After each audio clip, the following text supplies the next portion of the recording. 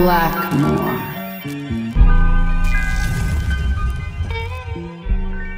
Brawlers and Street Fighters, the hallmark of beat-em-ups and fighting games in general. If it wasn't for the Final Fight franchise, the Street Fighter series wouldn't have been the household juggernaut we know it for today, thanks to them separating these two and going along with Street Fighter 2.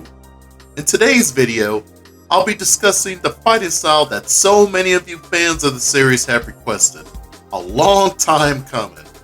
This particular episode will be a special collab where I will be having Unknown Fang featured in this episode. Please check out their channel. They make great discussion videos on fighting styles as well. I'll have the link to the channel in the description below.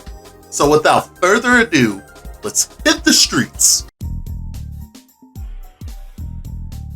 Cody Travers. A local hero.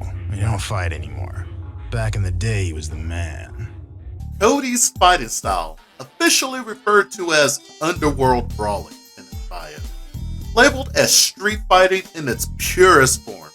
He has proven time and time again of how powerful he is, even while handicapping himself with his cuffs.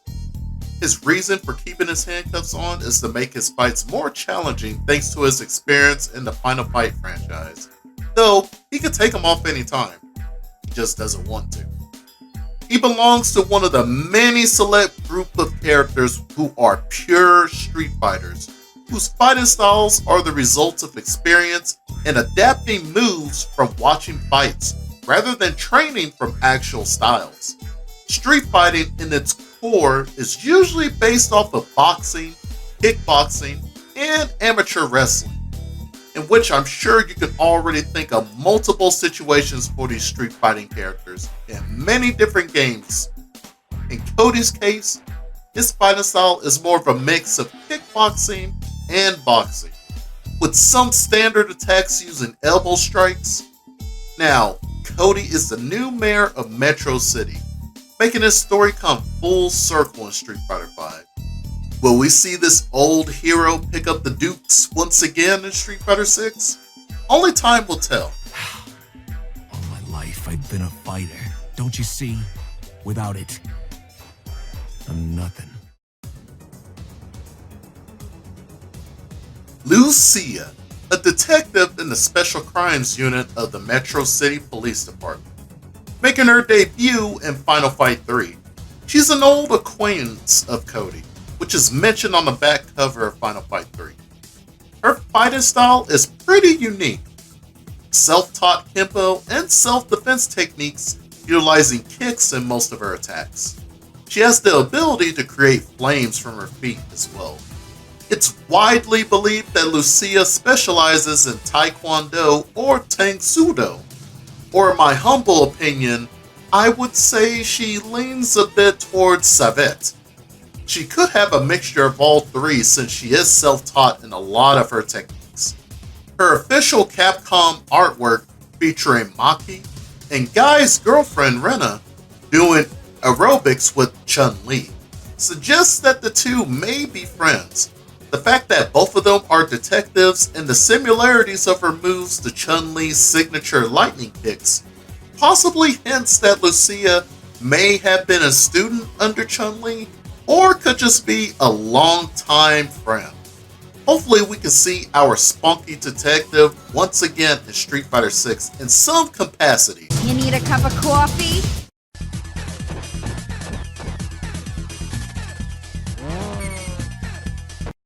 Leaving the second dimension of law enforcement and heroes, we run into the other guys. These men don't need any reason to fight. They just walk the streets of Metro and Wood Oak City, ready to throw down with anyone that comes their way. In a tournament full of ninjas, cyborgs, androids, mercs, champion kickboxers, pro wrestlers, and demon-possessed CEOs come the no-nonsense brawlers. While your favorite fighter is probably punching makiwara boards or holding his Mabu stands for hours on end, what is the Street Fighter doing? He's either in a fight or looking for one.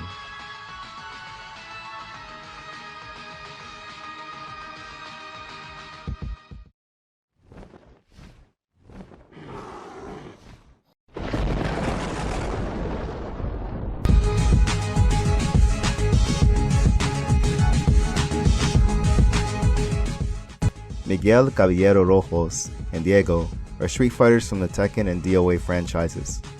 While their fighting styles are eerily similar, their motivations for throwing hands are completely different. Miguel is on a quest to fight and end the life of a man indirectly responsible for crashing his sister's wedding with a few carpet bombs. Diego fights for his sick mom. Miguel is basically why we have weight classes in MMA. The monster stands at 6'8" and a solid 250 pounds. That is basically fighting a Jack Tyson Fury without any referee to save you. Contrary to the belief, anyone that tells you size doesn't matter is A. delusional, B. a big guy themselves, or C. has a gun or knife on them. While Miguel most likely comes from Buñol, España, Diego is a Chicano New Yorker who has dedicated himself to more training. Diego fights in the New York Underground circuit, while Miguel fights anyone unfortunate enough to piss him off. While both their techniques are wild and sometimes unorthodox, at 5'8", 167 pounds, Diego is more of a Jorge Masvidal, relying on speed, combinations, and a grappling style that takes advantage of his environment.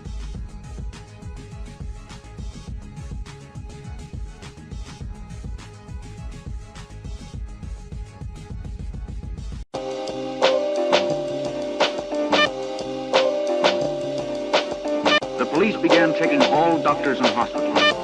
3 hours later, in a hospital room in Minneapolis. Today's martial artists train hours in dojos, dojangs, and gyms with the goal of becoming better members of society, but learning how to protect themselves and avoid fights. Miguel and Diego have exactly the opposite philosophy, preferring to run into battle instead of avoiding it. They are street fighters, which means while not as trained as an official martial artist dedicated to one discipline, they fight more on instinct with the goal of not perfecting a technique, but surviving.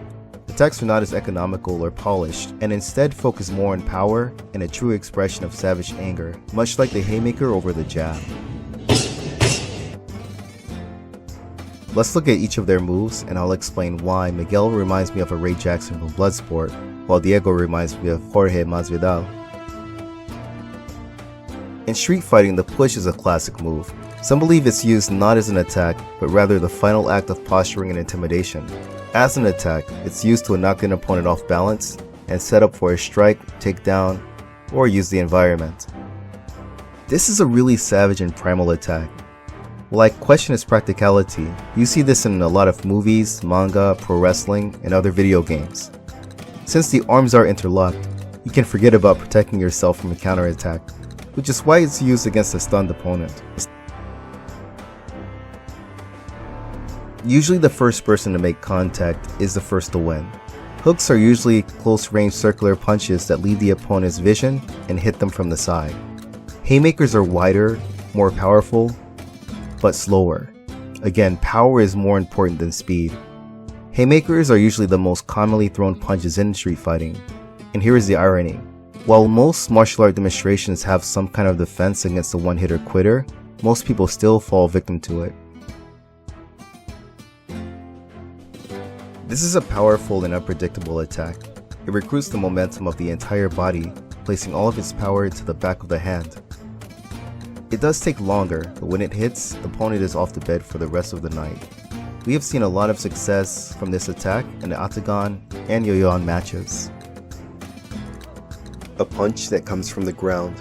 This is also a close-range punch, best used on the inside. However, control and technique are sacrificed for range and power. The head isn't protected, and both fighters throw everything they have into this punch. In one instance, Miguel is so off balance that he ends up on his back.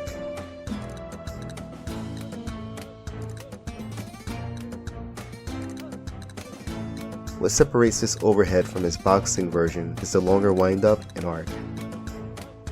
The body looks more like the motions of a pitcher versus a fighter, combining this with a jumping 360 motion.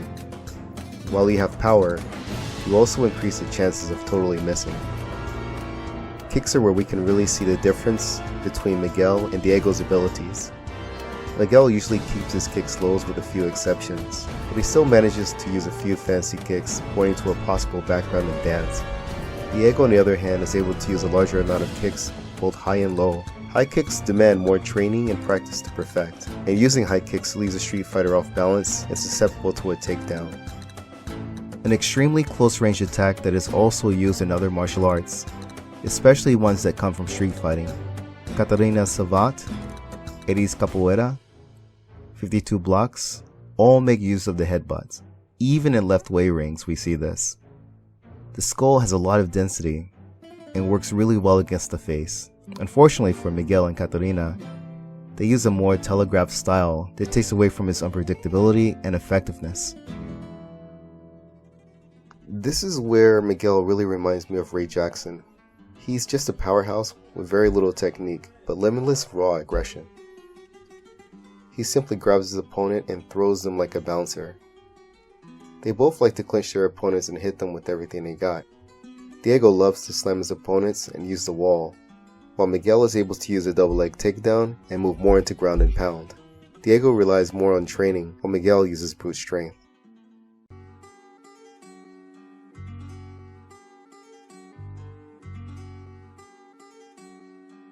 Bruce Lee is often quoted as saying, "I fear not the man who has practiced 10,000 kicks once, but I fear a man who has practiced one kick 10,000 times." What about the guys that totally disregard their practice phase and go right into applying their techniques? They aren't trying to perfect a technique, reach spiritual enlightenment, or even win a trophy. They just want to knock as many people out as possible. Street fighting is still an ambiguous term, and it's really interesting to see how each fighter approaches it. The main advantages are experience, athleticism, and the inborn willingness to happily inflict as much pain and permanent damage as possible.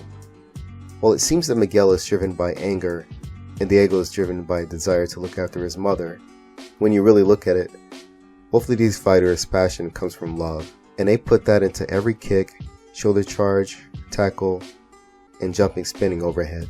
In the next video, we'll look at what happens when street fighters try to use martial arts to control this aggression, pulling from whatever damaging techniques they can from various martial arts. Thanks for watching. Fang Wei, out.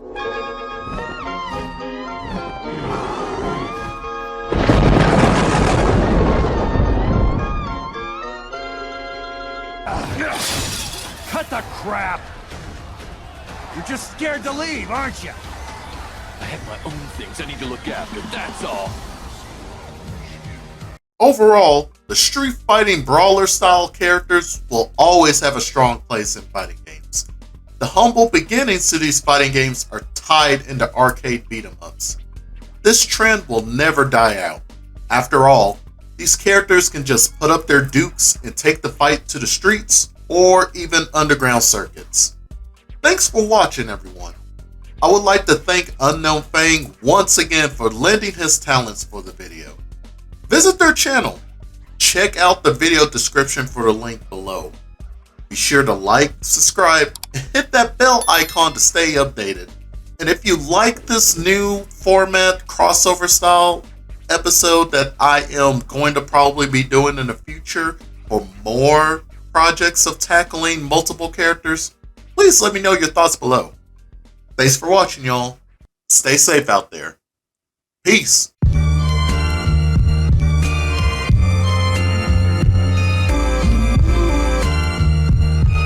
The study of Kung Fu fighting